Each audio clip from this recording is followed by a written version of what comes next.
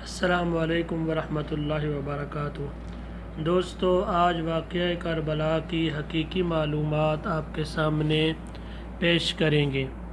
آگے چلنے سے پہلے دوستو چینل کو سبسکرائب کر دیں، بیل آئیکن کو دبا دیں اور ویڈیو کو لائک کر دیں، شیئر کر دیں۔ واقعہ کربلا کی حقیقی معلومات آج ہم آپ کے سامنے پیش کریں گے۔ 28 رجب کو اہل بیت کا یہ قافلہ مدینہ سے مکہ کی طرف روانگی اختیار کرتا ہے۔ اس قافلے میں کل جو سامان تھا 180 اونٹ، 126 گھوڑے، 53 تلواریں اور ایک علم نشان جس کو جھنڈا بولتے ہیں وہ تھا۔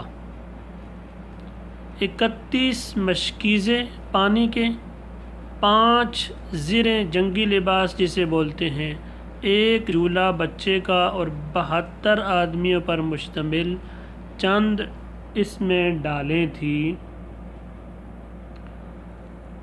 ارادہ یہ تھا، عزم الی الحج، ارادہ حج کرنے کا ارادہ تھا۔ حج کرنے کے ارادے سے یہ قافلہ نکلا تھا اپنے گھر سے۔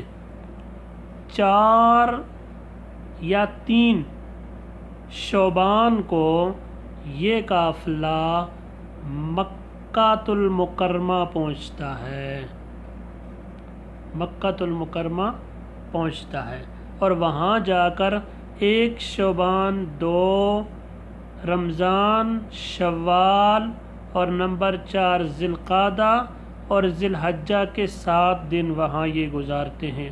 8 ذی الحجہ کو حج کا احرام ڈالا ہی تھا کہ اتنے میں ایک آدمی خط دیتا ہے اور خط میں یہ لکھا ہوتا ہے کہ اے نواسہ رسول، یزید ہمارے اوپر ظلم کرتا ہے، آپ ہماری مدد کریں، ہم آپ کی بیعت کرنا چاہتے ہیں۔ فوراً حج کو عمرے میں تبدیل کر دیتے ہیں، عمرہ کرنے کے بعد کربلا جانے کی تیاری شروع کر دیتے ہیں۔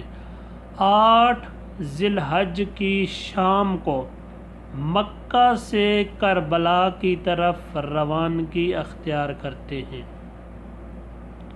اور مکہ کو کیا الوداع کرتے ہیں، الوداع شہر مکہ۔ مکہ کو الوداع کر کے تیاریاں شروع کر دیتے ہیں۔ سب صحابہ نے اپنی اپنی تیاریاں شروع کر دی ہیں۔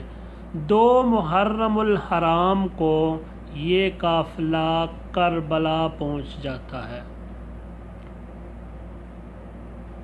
10 محرم الحرام کو شہزادہ علی اکبر اذان دیتے ہیں اور تہجد کی نماز کے بعد دعا میں یہ الفاظ پڑھتے ہیں، دعا امام حسین رضی اللہ تعالیٰ عنہ کی، ربنا تقبل منا ھذا القربان، اللہ میری اس قربانی کو قبول فرما۔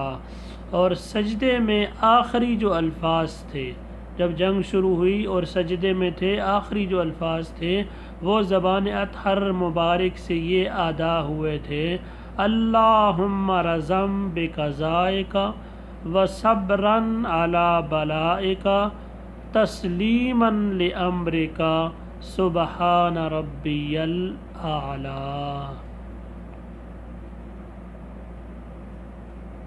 دوستو، اگر ویڈیو اچھی لگی ہو تو اس کو لائک کر دیں، شیئر کر دیں اور سبسکرائب کر دیں اور مزید اچھی ویڈیو دیکھنے کے لیے بیل آئیکن کو دبا دیں۔ شکریہ۔